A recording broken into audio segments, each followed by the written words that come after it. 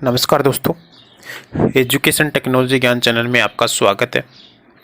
आज आपको इस वीडियो के अंदर बताया जाएगा कि बैंक के द्वारा यदि आपका रॉन्ग डिडक्शन किया जाता है तो उसको आप रिफ़ंड कैसे करवाएं, वो मैं स्टेप बाय स्टेप आपको बताऊंगा। सबसे पहले तो आपको क्या करना है, अपनी बैंक पासबुक, आधार कार्ड लेकर के बैंक के जो कर्मचारी हैं उनको पूछना है मौखिक रूप से। सबसे पहले तो अपनी बैंक पासबुक को एंट्री करवा लेना है वहाँ जाते ही, और फिर उसमें एंट्री के अंदर जो भी चीज़ लिखित में आती है उसको वहाँ के बैंक कर्मचारियों को पूछना है कि ये पेमेंट जो है वो कैसे कटा है। वो आपको क्या बताते हैं। यदि वहाँ से आपको संतोषजनक जवाब नहीं मिलता है तो आपको क्या करना है कि बैंक मैनेजर से मौखिक बात करनी है कि वो जो है पैसा आपका कैसा कटा है, किस प्रकार से वो पैसा आपका जो है वो काटा गया है। यहाँ से भी यदि आपको संतोषजनक जवाब नहीं मिलता है तो आपको वहीं पर एक एप्लीकेशन लिखनी है, उसकी एक फ़ोटोकॉपी करवानी है और जो भी आपकी शिकायत है उसके अंदर आपको लिख देना है। लिखने के बाद में एक तो आपको बैंक को दे देना है ओरिजिनल, और एक के ऊपर आपको क्या करना है, रिसीप्ट दे देना है। रिसीप्ट आपको संभाल करके रखना है और वो जो है रिसीप्ट आपको आगे काम आएगी। 3 स्टेप होने के बाद में आपको कोई संतोषजनक जवाब नहीं मिला है तो आपको चौथे स्टेप का पालन करना है। जो आपने प्रार्थना पत्र बैंक में दिया था वो, जिसके ऊपर आपकी रिसीव्ड है, और बैंक पासबुक की फ़ोटोकॉपी आपको ईमेल करना है इनके हेड ऑफिस में, और बैंक को आप सीसी कर देना, यानी बैंक को आप सीसी में डाल देना और 2 के अंदर इनके हेड ऑफिस को आप डाल देना। ये 4 नंबर आपकी स्टेप हो गई।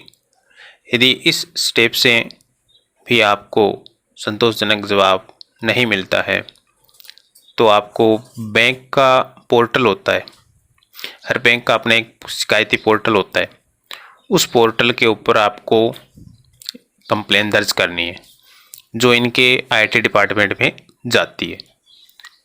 वहाँ से आपको क्या जवाब मिलता है, किस प्रकार से, एक तो जैसे आप कंप्लेन सबमिट करोगे तो उसके तुरंत बाद आपके पास एक एसएमएस आ जाएगा जिसमें आपका रजिस्ट्रेशन नंबर होगा कंप्लेन का, और एक ईमेल आ जाएगा।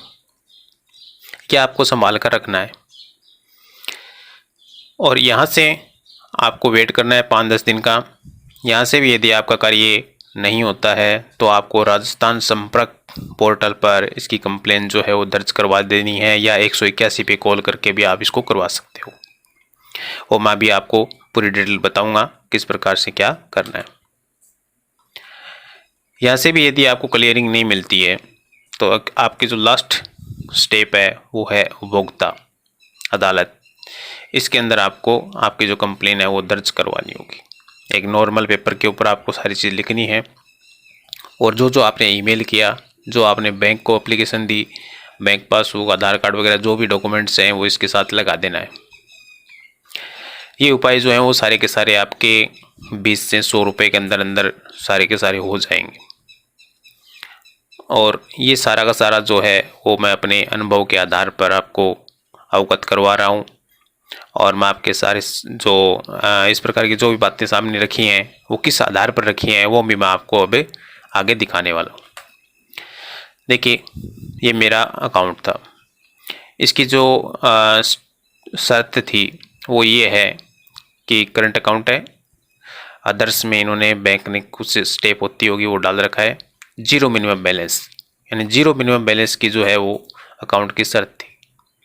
लेकिन इन्होंने बैंक ने 31 जनवरी को आपके जो स्क्रीन के ऊपर है 590 रुपये डिडक्ट किए मिनिमम बैलेंस चार्ज के रूप में। फिर 29 फरवरी को 590 रुपये जो हैं वो जीरो मिनिमम बैलेंस चार्ज के होने के बावजूद अकाउंट इन्होंने मिनिमम बैलेंस चार्ज किया। फिर 12 मार्च को अकाउंट कीपिंग चार्ज किया।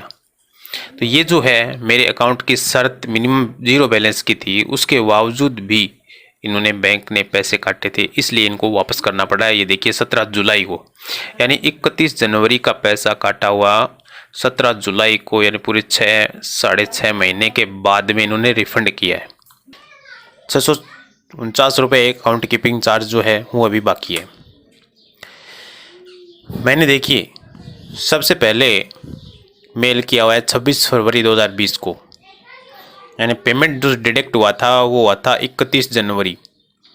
फिर मैंने मौखिक रूप से बात की तो 26 फरवरी तक, यानी यही चल रहा था मैटर। मौखिक से बात किया मैंने, बैंक में जाके बात किया तो इसका कुछ नहीं हुआ।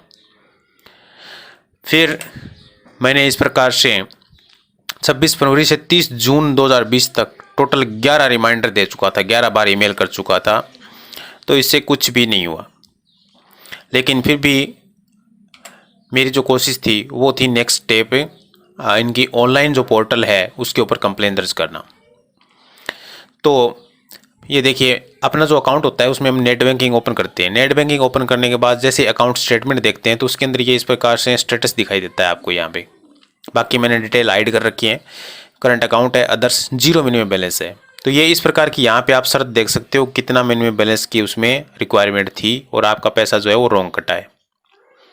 तो मेरे अकाउंट में जीरो मिनिमम बैलेंस के ऊपर अकाउंट ओपनिंग था, जिसके बावजूद भी बैंक ने पैसे काटे।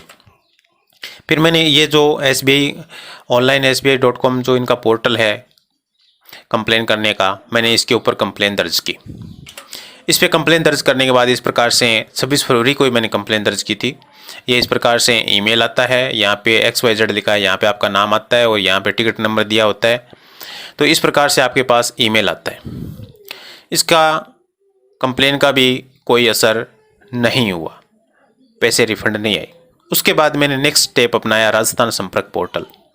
यहाँ पे आपको मोबाइल नंबर डालना होता है, अपना खुद का नाम डालना होता है, शिकायत विवरण के अंदर आपका जो अकाउंट नंबर है, कितनी तारीख को कैसे पैसे कटा है, गलत कटा है, किस सही कटा है, क्या हुआ है, वो सारी चीज़ यहाँ पे लिखनी होती है और आपको यहाँ पे कंप्लेन दर्ज कर देनी है।